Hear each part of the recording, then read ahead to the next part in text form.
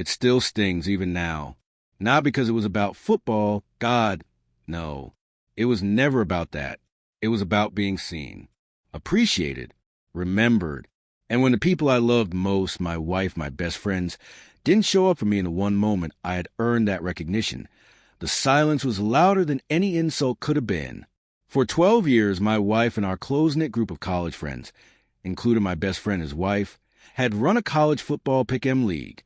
It started as fun, but over time, we took it seriously. We built traditions around it. Every year, the winner would be celebrated with a big tailgate party, trophies, speeches, sometimes even surprise cameos from former players. For the last 6 years, one guy kept winning. He became the legend of the league, and we poured real effort into celebrating that. Last year, I finally broke a streak. I won, and yet nothing. The day of the tailgate rolled around, and I was excited, not for the praise, but just to be part of the tradition, to feel like my win mattered too. A few hours in, my wife, already a few drinks deep, looked around and said, "I don't even know what we're doing this year for the person who won 6 in a row." I stared at her, stunned. "That was me?" I said, and I watched the color drain from her face. The friend next to her turned pale.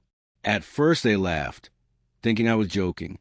Then came the awkward realization. No one had remembered. No one had planned anything. There was no trophy, no cameo, no speech, not even a toast. I had been the one for years who made sure the winner felt special. I got the trophies, arranged the surprises, kept the group connected. And now, on the 1 year I had earned that spotlight, it didn't even register with them. The guy whose 6-year streak I broke, he laughed hysterically. Of course he did. It wasn't his moment, so it was all just a joke to him. My wife scrambled to fix it. She whispered something to a few people, and about an hour later, when I stepped out of the bathroom, a half-hearted round of clapping greeted me. It was obvious she'd forced it, and it made everything worse. The moment was gone, and now all I had was pity applause and the sound of someone else's laughter in the background. I didn't yell. I didn't make a scene. But I shut down. I didn't even want to talk to her. Her apology the next morning was short, emotionless, like it was something she had to check off before moving on. She offered sex to cheer me up, as if intimacy could paper over the weight of feeling completely invisible. That crushed me. I drove 6 hours home with tears that came in waves. I didn't want revenge. I just wanted to understand how a group of people I love so much could let me down so badly. I sent a text to a few of them, told them plainly that it sucked to be forgotten. It wasn't meant to guilt anyone, but it needed to be said. I couldn't pretend I was fine when I wasn't.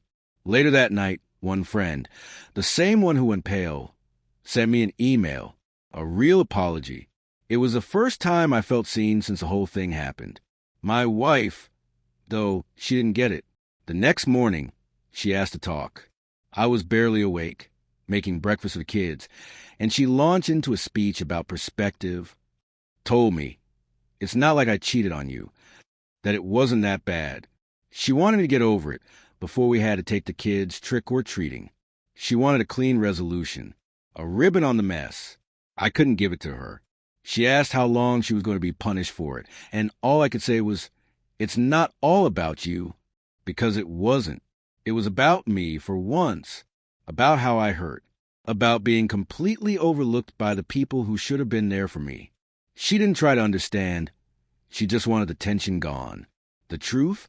My wife is a good partner, but when she's even partially at fault, she shuts down. She can't handle guilt. She becomes someone else, defensive, dismissive. Sex and a rushed apology were her way of smoothing things over.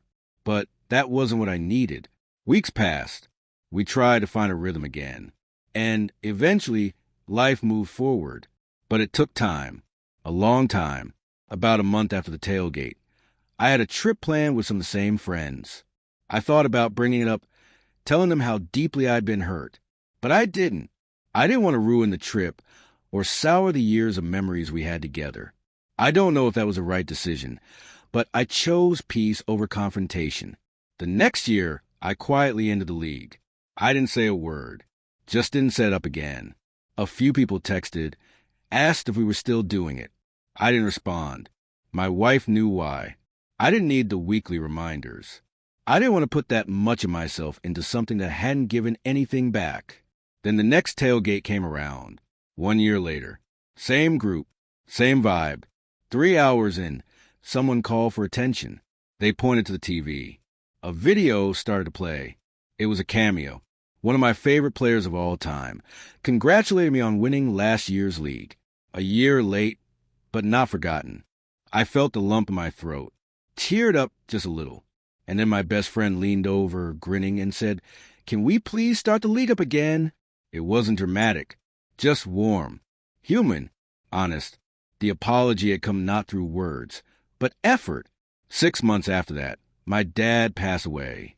I spent weeks in the hospital with him, sitting, watching, thinking, and suddenly a lot of the noise faded away. The stress from work, the bitterness from the football league, the pain of that day. My wife, flawed, frustrating, but mine came into sharper focus. My friends, who had fumbled that moment but showed up when it counted, did too. I didn't need a formal apology. I didn't need a speech. What I needed was to feel loved again. And in their own way, they gave me that. Looking back, it still hurts. But I'm okay now. I'm surrounded by people who aren't perfect. But they are mine. They showed up eventually. They made it right in their way. And that was enough. If you're reading this, just know, sometimes people will drop the ball. But if they care, they'll find a way to pick it back up. Even if it's clumsy. Even if it's late. Forgiveness doesn't erase pain, but it makes space for healing. And that space is where I choose to live now.